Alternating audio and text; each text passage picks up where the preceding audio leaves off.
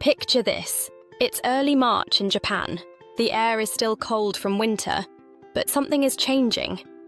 Cherry blossom buds are just starting to appear, and across the country, students are preparing for one of the most emotional days of their lives: graduation. But Japanese graduation ceremonies feel very different from what many people imagine. In many Western countries, graduation is loud and celebratory.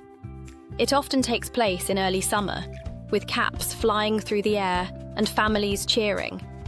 In Japan, however, graduation, called Sotsugyoshiki, is something else entirely. It usually takes place in March inside the school gymnasium. The room is decorated with red and white curtains. Students walk in precise lines, and when their names are called, they respond with a sharp, clear voice. The atmosphere is quiet, respectful, and deeply emotional. And crying is not unusual. Students cry, parents cry, even teachers often struggle to hold back tears. It feels less like a party, and more like the final scene of a coming-of-age film. But beyond the ceremony itself, Japan has several fascinating graduation traditions. And one of the most famous is called the second button. Many Japanese boys wear a traditional school uniform called a gakuran. It has a high-collar jacket with 5 gold buttons running down the front. According to student tradition, each button has a meaning. The top button is for yourself. Another might be for friends, but the second button is special. It is reserved for the person you truly love. Why the second button? Because on the uniform, the second button sits directly over the heart. So when a boy removes that button and gives it to someone, it becomes a symbolic confession. He is literally giving away his heart. And on graduation day, popular students sometimes face an unexpected problem.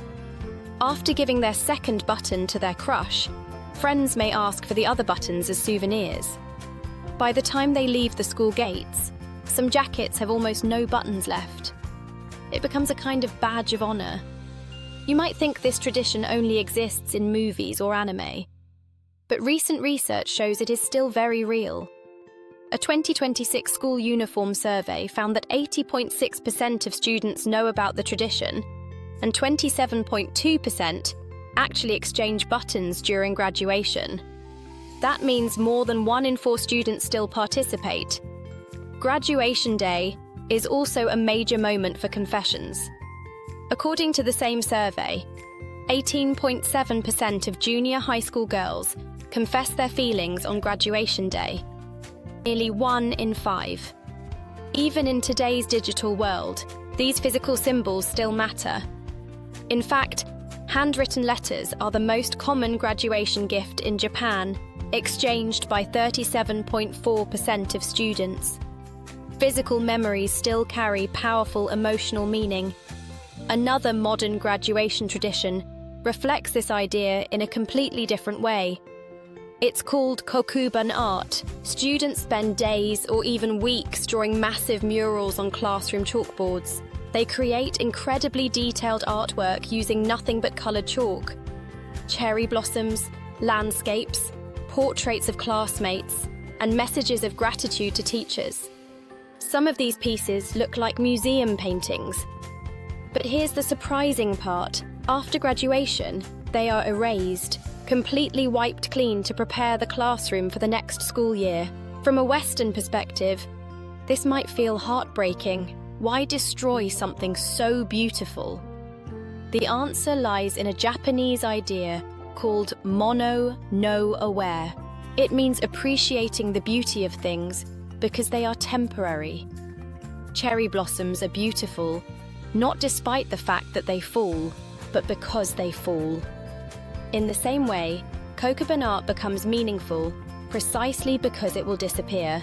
The memory lives in the moment, not in the object.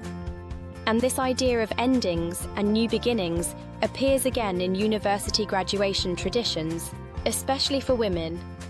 If you visit Japanese universities in March, you will see many graduates wearing Hakama.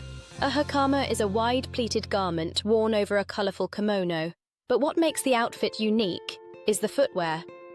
Instead of traditional sandals, many women wear lace-up leather boots. This style has historical meaning. During the Meiji era in the late 19th century, women in Japan began gaining access to higher education. Traditional kimono were beautiful, but difficult to move in. At the same time, Western dresses were considered too radical, so educators created a compromise.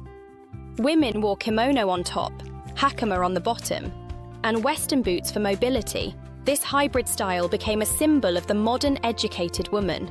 Even today, when women wear Hakama at graduation, they are continuing a tradition that represents independence and opportunity.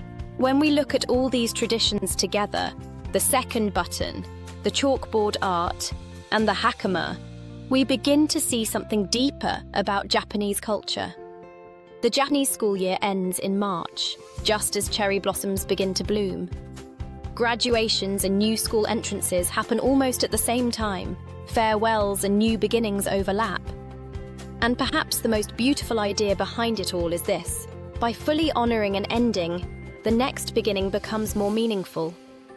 In the United States, graduation ceremonies are called commencements, a word that means beginning. The focus is on what comes next.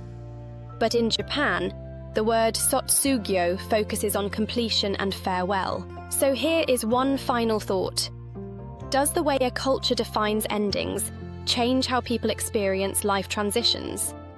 It's a fascinating question to reflect on, and perhaps one worth remembering the next time you experience a major change in your own life. Thank you for exploring this story with me.